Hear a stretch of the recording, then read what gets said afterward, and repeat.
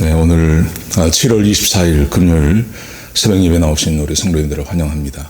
오늘 우리가 이렇게 새벽마다 말씀을 함께 나누는 것이 얼마나 귀한 것인지 모릅니다. 왜냐하면 하나님의 말씀을 통해서 우리의 믿음이 자라고 또 그 믿음을 통해서 우리의 삶이 변화되고 또 하나님의 은혜가 우리 가운데 주어지기 때문에 그렇습니다. 오늘 본문의 말씀은 로마서 2장 12절부터 16절까지 말씀입니다. 아주 짧은 구절인데요.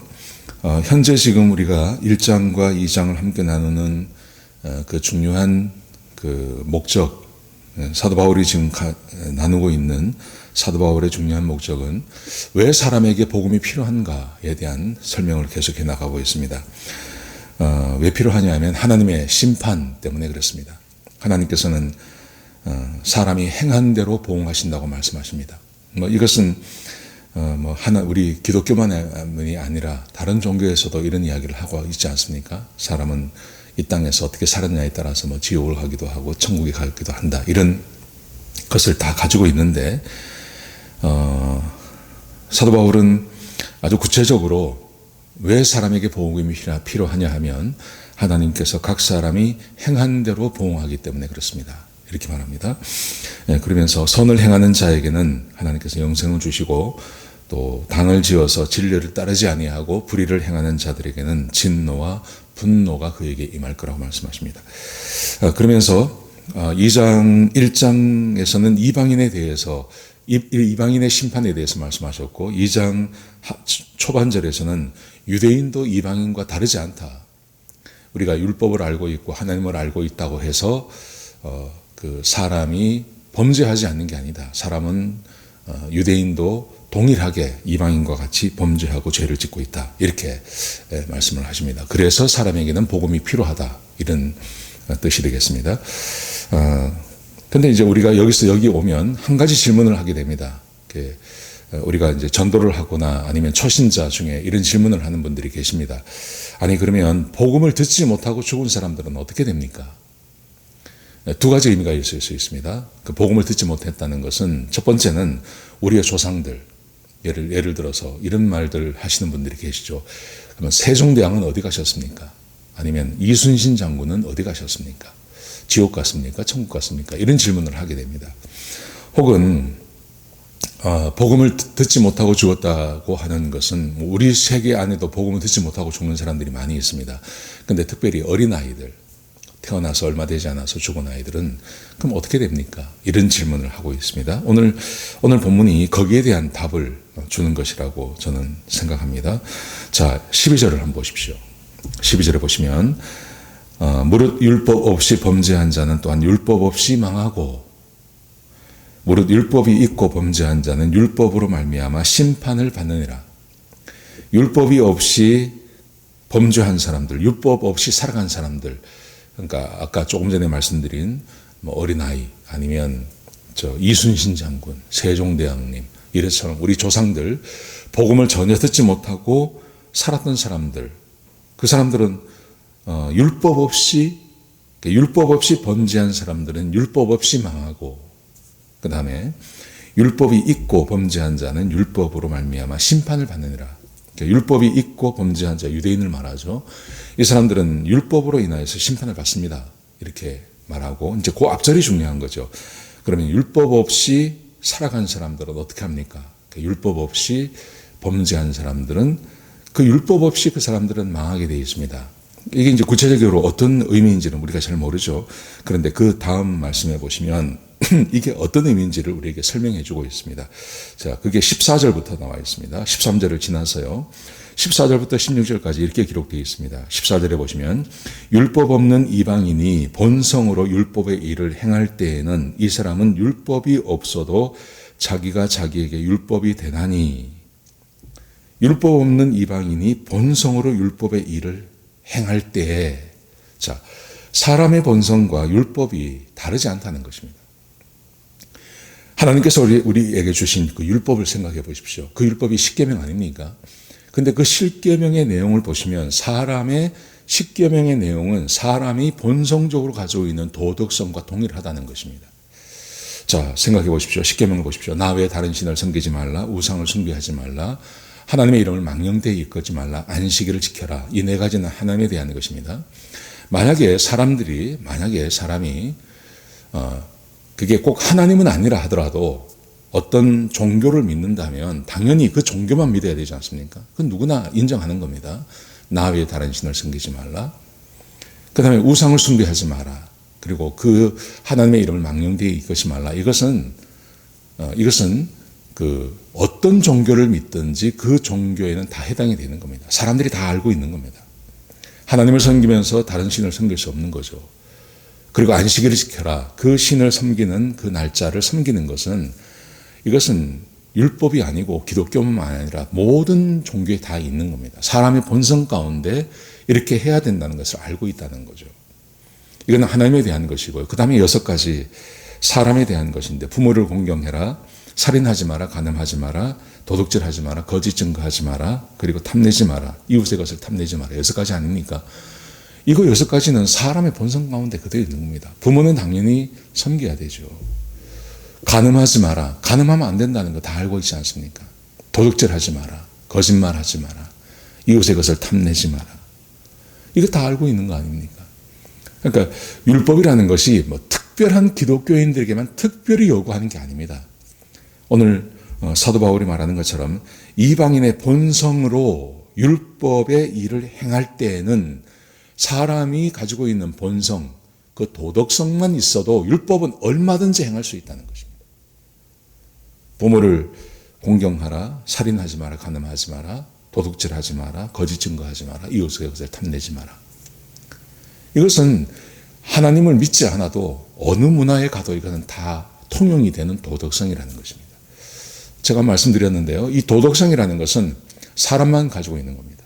하나님께서 사람을 자기의 형상대로 만드셨습니다. 그 형상대로라는 말 안에 하나님의 그 도덕성, 하나님께서 가지고 있는 가치관, 이것이 사람에게 그대로 전가가 된 겁니다. 동물에게는 도덕성이 없습니다. 사람과 아무리 비슷한 원숭이에게도 도덕성 없습니다. 근데 사람에게만 도덕성이 있는 겁니다.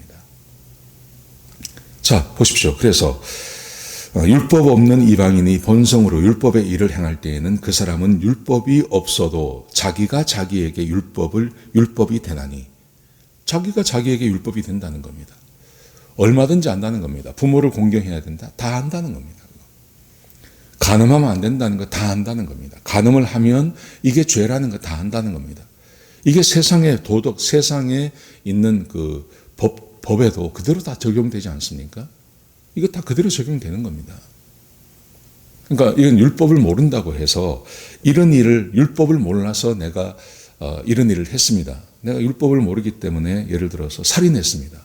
율법을 모르기 때문에 간음했습니다. 율법을 모르기 때문에 도둑질했습니다. 안 통한다는 거죠.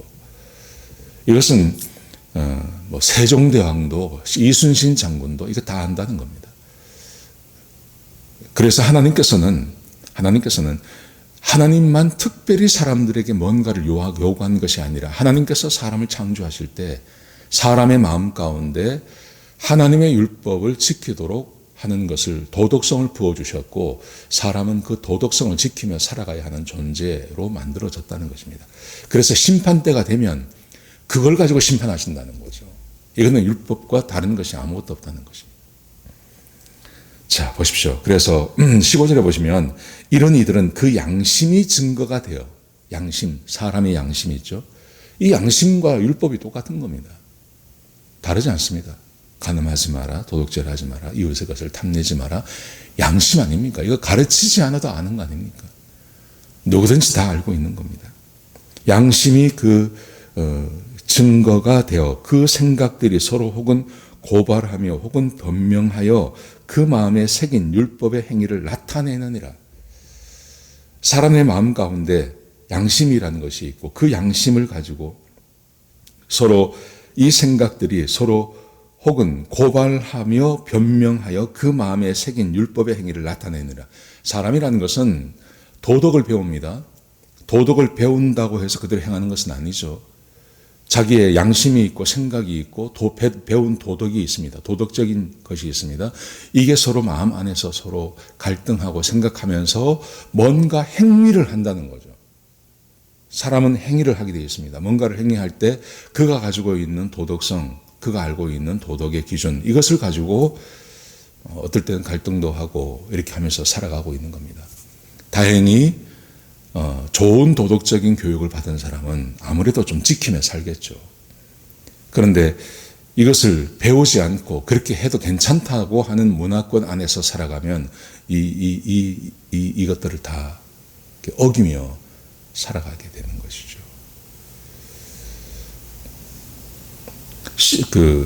오래전에 나온 영화 중에 시리 오브 갓이라고 하는 브라질 영화가 있습니다. 그 브라질에 있는 시리 오브 갓이라고 하는 그 도시가 있는데요. 이 한 마을이죠. 그러니까 브라질에서 아주 가난한 사람들이 모여 사는 곳인데 여기는 살인이 뭐 비일비재하게 일어납니다. 살인, 강간, 도둑질, 마약. 거기서는 사람을 죽여도요, 경찰이 들어오지도 않아요. 경찰들이 들어와서 그냥 막 사람을 막 죽이고 서로 막 죽이고. 근데 놀라운 거는 애들 5살짜리, 6살짜리들이 어려서부터 그걸 보고 자라는 겁니다. 자기 형들이 서로 총질하고 사람 죽이고 죽여도 도망가고 뭐 아무 이상 없고, 그 시리 오브 갓이라고 하는 그 마을 안에서는요, 경찰이 들어오지도 않고 하기 때문에 자기들끼리 무슨 짓을 해도 그냥 내버려둬요. 애들이 그걸 보고 자라는 겁니다. 그러니까 놀라운 거는 5살짜리, 6살짜리 애들이 총을 가지고 사람을 죽입니다. 그 큰 사람들이 하는 걸 보니까. 그러니까 도덕이라는 건 이런 겁니다. 그런데 이 도덕적인 것을 잘 이렇게 교육을 받고 그렇게 자라는 사람들은 조금 낫겠죠.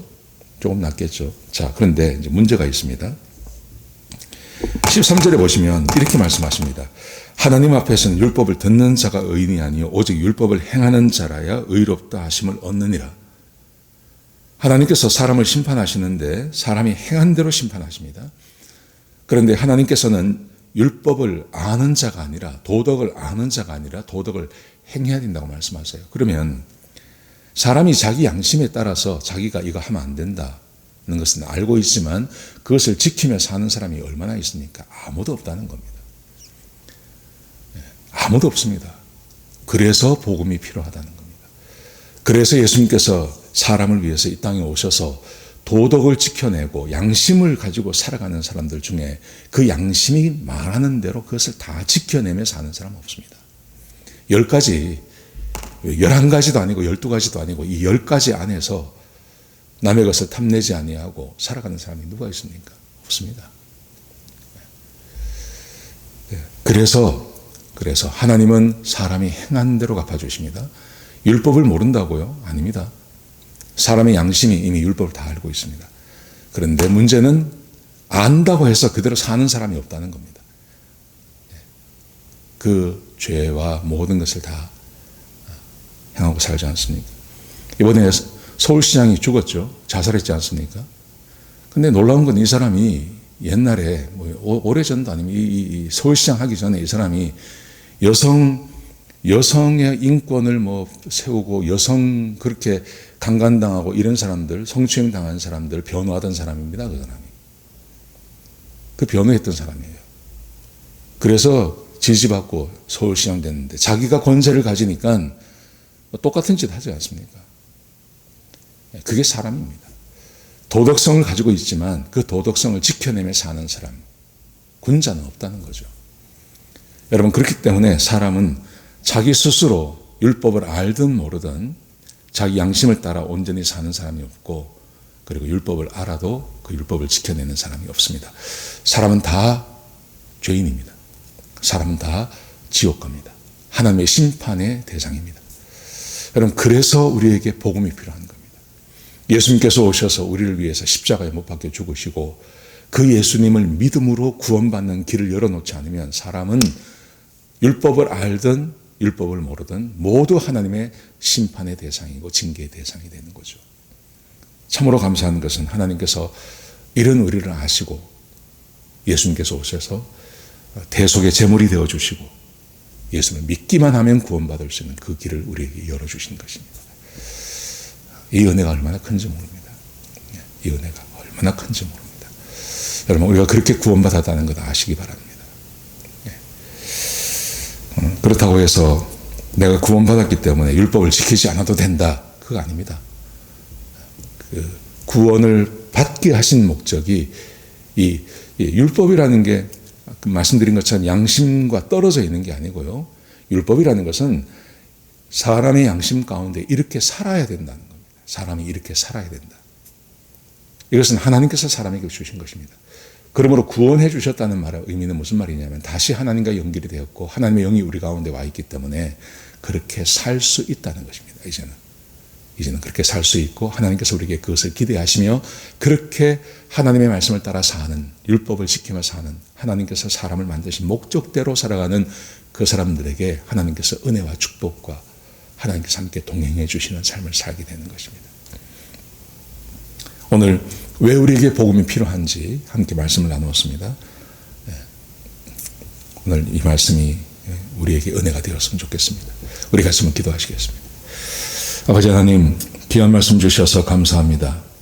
하나님, 우리가 받은 율법이 특별한 것이 아니라 사람의 마음 가운데 있는 도덕성이라고 말씀하셨습니다. 간절히 바라옵기는 우리 사랑하는 성도님들, 내가 하나님의 은혜로 구원받았고 구원의 목적이 하나님의 말씀을 따라 사는 것임을 알게 하시고 그래서 구원받은 자답게 그렇게 살게 하시고 그래서 하나님의 은혜가 우리 가운데 늘 넘치는 복된 삶을 살게 하여 주옵소서. 주님 감사합니다. 예수님의 귀하신 이름으로 기도드렸습니다. 아멘.